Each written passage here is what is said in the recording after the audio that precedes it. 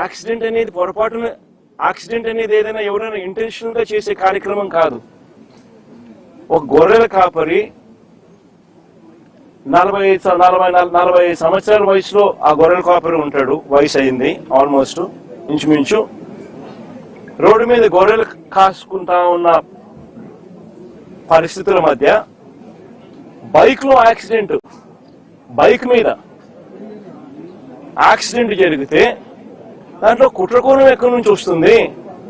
హత్య చేయాలి అని ముందుగానే ఆలోచన చేయాల్సిన పరిస్థితులు ఎందుకు వస్తాయి? ఆ మనిషి ఎవరో పరిచయం కూడా లేదు ఈ మనిషికి, ఈ పిల్లాడికి. వీళ్ళకి ఎవరికి పరిచయం కూడా లేదు ఆ మనిషి. Is just pedestrian. ఒక దారిన పోయే నడుచుకుంటూ పోయే ఒక వ్యక్తి. అన్ఫార్చునేట్ గా జరిగింది. చెయ్యాలనే ఉద్దేశం ఎవరికి ఉండదు. అలాంటి అన్ఫార్చునేట్ గా జరిగిన ఒక ఘటన పట్టుకుని ఈ పిల్లల కెరీర్ ను నాశనం చేయాలని చెప్పి ఆలోచన చేయడం ఎంత మటుకు ధర్మం? ఇది కరెక్టేనా? జస్ట్ బికాస్ అప్పల్ రాజ్ అనే వ్యక్తి బీసీలలో ఒక మంచి నాయకుడు కాబట్టి, వైసీపీకి సంబంధించిన నాయకుడు కాబట్టి, వైఎస్ఆర్సీపీ పార్టీకి చెందిన వ్యక్తి కాబట్టి ఇది ధర్మమేనా అని అడుగుతా ఉన్నా. నిజంగా ఒక చిన్నపిల్లాడి చేసిన యాక్సిడెంట్ ను ఒక కుట్రగాను హత్యగాను దాన్ని చిత్రీకరించి మొత్తం అప్పల్ రాజ్ కుటుంబాన్ని దీంట్లో ఇరికిచ్చే కార్యక్రమం ఎంత మటుకు ధర్మం అనేది అందరూ కూడా ఆలోచన చేయాలి. అసలు ఆశ్చర్యకరమైన విషయం ఏమిటి అని అంటే, ఎల్లో మీడియాలో ఒక కట్టుకథ రాయిస్తారు. దానికి యాంగిల్స్, వక్రీకరణ, ట్విస్టింగ్, మసాలాలు అన్ని కలిపి తర్వాత టీడీపీ సోషల్ మీడియా దాన్ని అందుకుంటుంది. ఆ అందుకున్న దాన్ని చివరకు పోలీసులు దాన్నే కేసుగా మార్చేస్తారు. నిజంగా రాష్ట్రంలో జరుగుతా ఉన్న మాఫియా సామ్రాజ్యం ఇదే. ఇది ఓ ఈనాడు, ఒక ఆంధ్రజ్యోతి, ఓ టీవీ5, ఓ చంద్రబాబు, ఓ లోకేష్, వీళ్ళకి సంబంధించిన గవర్నమెంట్, వీళ్ళకి సంబంధించిన పోలీసులు. ఇది ఒక మాఫియా సామ్రాజ్యం. నిజంగా ఇది ధర్మమేనా అని చెప్పి నిజంగా అందరూ కూడా, ప్రతి ఒక్కరూ కూడా గుండెల మీద చేతులు వేసుకుని ఆలోచన చేయాల్సిన అవసరం ఉన్న ప్రశ్న ఇది. అప్పల్ రాజ్ విషయానికి ఒకసారి వద్దాం. అప్పల్ రాజ్ అనే వ్యక్తి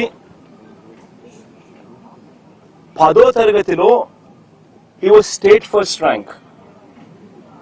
అప్పల్ రాజ్ అనే వ్యక్తి వీళ్ళ నాన్న 10th క్లాస్లో స్టేట్ ఫస్ట్.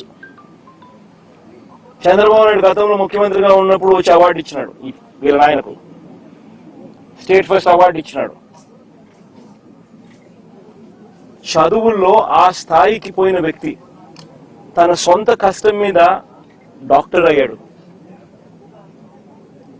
లోకేష్ మాదిరి డొనేషన్ కట్టి స్టాన్ఫోర్డ్ లో సీట్ తెచ్చుకోవాలా. సొంత కష్టం మీద కష్టపడి చదివి డాక్టర్ అయినాడు. డాక్టరే కాదు, ఎండి కూడా చేశాడు. పోస్ట్ గ్రాడ్యుయేట్ కూడా, ఎండి కూడా చదివినాడు. చదివి ఒక మంచి డాక్టర్ గా పేరు తెచ్చుకున్నాడు. తర్వాత నేను వైఎస్ఆర్సీపీ తరఫున టికెట్ ఇస్తే ప్రజల ఆశీర్వాదాలతో ఎమ్మెల్యేగా అయ్యాడు. దాని తర్వాత మన పార్టీలో మంత్రిగా కూడా పనిచేశాడు. అంటే ఒక బీసీ నాయకుడు, ఒక అతి సామాన్యమైన కుటుంబం నుంచి వచ్చి కష్టపడి చదివి మంచి డాక్టర్ గా పేరు తెచ్చుకొని ఒక ఎమ్మెల్యే అయి, ఒక మంత్రి అయి, ఒక బీసీ నాయకుడిగా తాను ఎదిగితే, అలాంటి మనిషిని ఫినిష్ చేయడం కోసం, క్యారెక్టర్ అసాసినేట్ చేయడం కోసం ఒక తప్పుడు కేసును, ఒక యాక్సిడెంట్ ను ఒక కుట్రగాను, ఒక హత్యగాను దాన్ని వక్రీకరించి మలచి తన కెరీర్ను నాశనం చేయాలని, తన క్యారెక్టర్ను అసాసినేట్ చేయాలని, అప్పల్ రాజును నాశనం చేయాలి అని చెప్పి ఇంత దుర్మార్గపు ఆలోచన.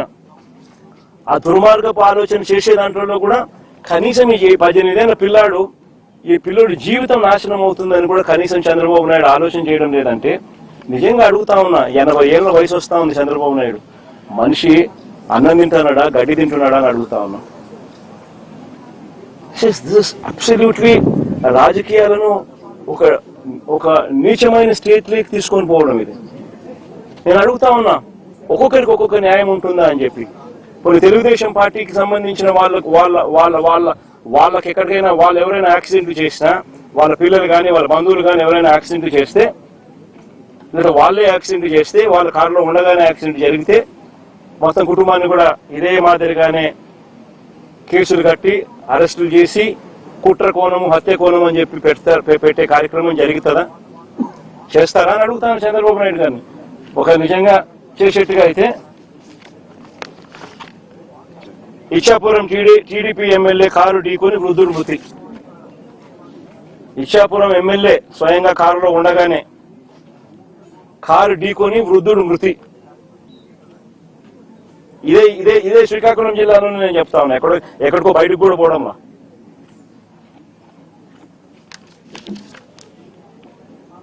(31/12/2024). ఇంకో కేసు కూడా ఏదో ఉంది కదా, పాతపట్నం ఎమ్మెల్యే మామిడి గోవింద్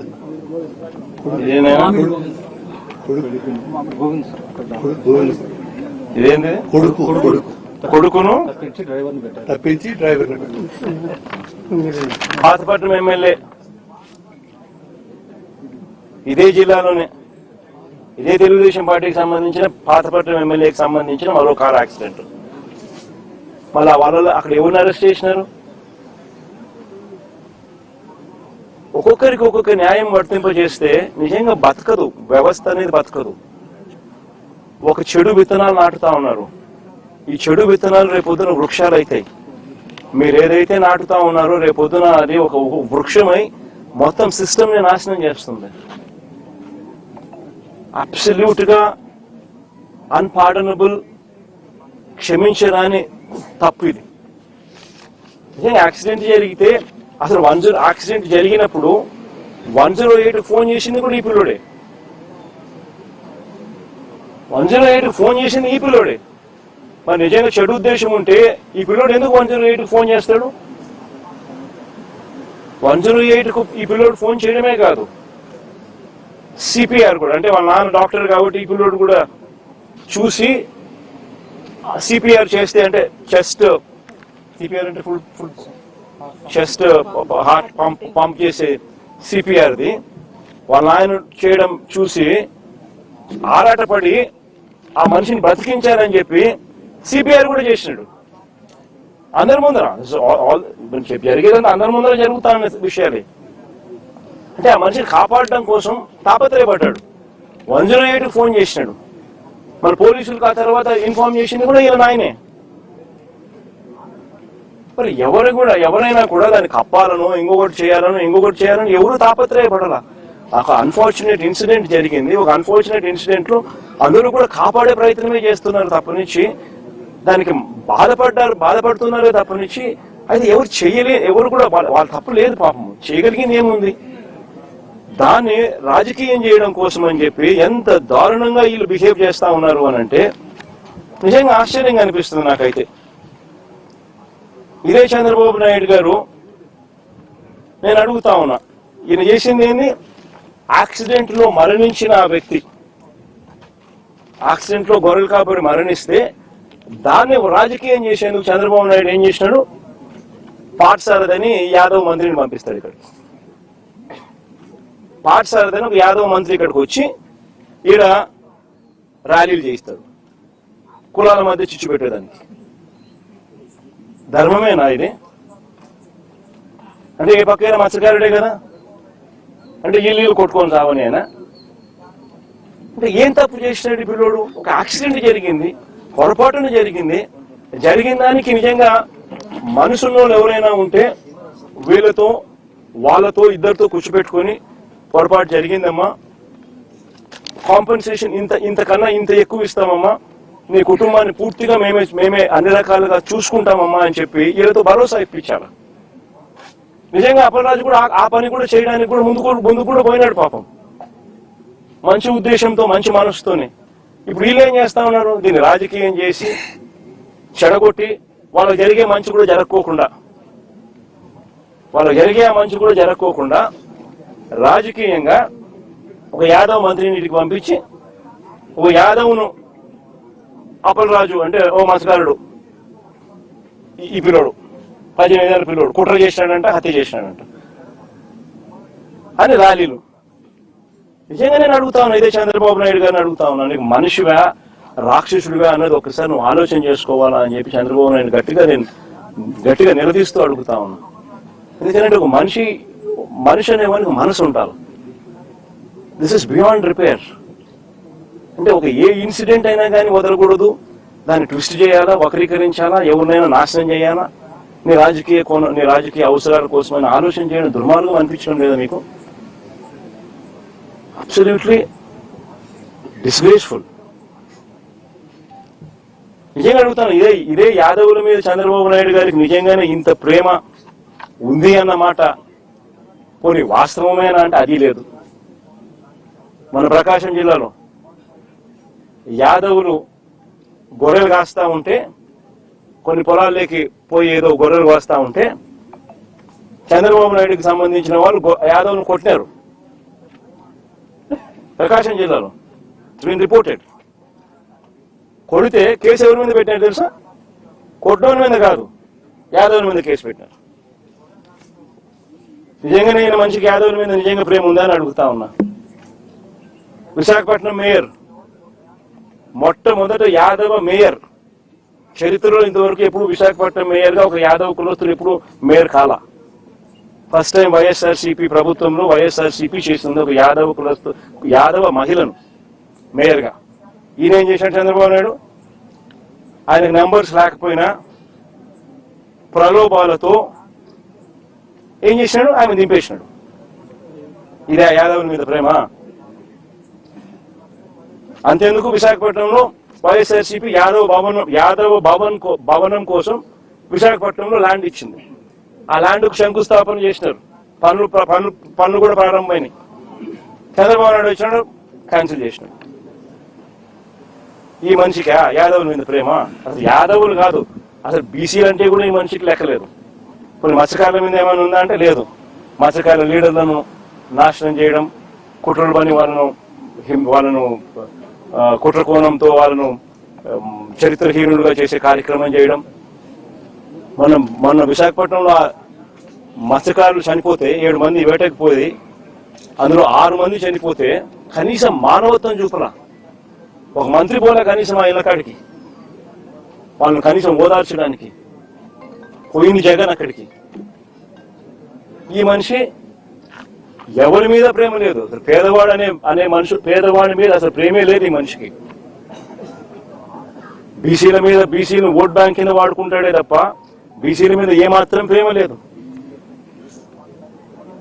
నిజంగా బీసీల మీద ప్రేమ ఉంటే అక్కచెల్లెమ్మలకు 0 వడ్డీ పథకం,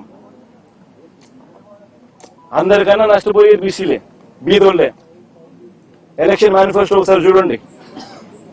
0 వడ్డీని 3 లక్షలు కాదు 10 లక్షలకి పెంచి చేస్తానని చెప్పి 0 వడ్డీ ఇస్తానని చెప్పి మేనిఫెస్టోలో కనిపిస్తుంది. 2 ఏళ్ళు అయింది, 3వ సంవత్సరం. ఇంతకు ముందు ఇస్తా ఉన్న 0 వడ్డీ ఇప్పుడు కూడా రద్దు చేసినాడు. పొదుపు సంఘాల రుణాలు తగ్గిపోయినాయి.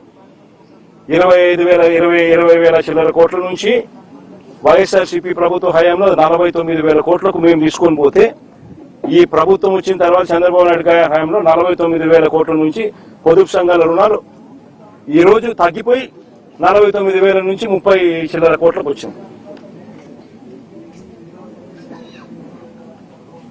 39,000 ఎంతో తగ్గిపోయి.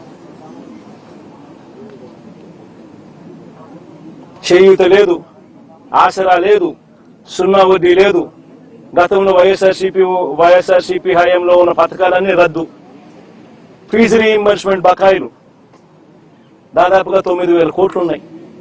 విద్యా దీవెన, వసతి దీవెన బకాయిలు.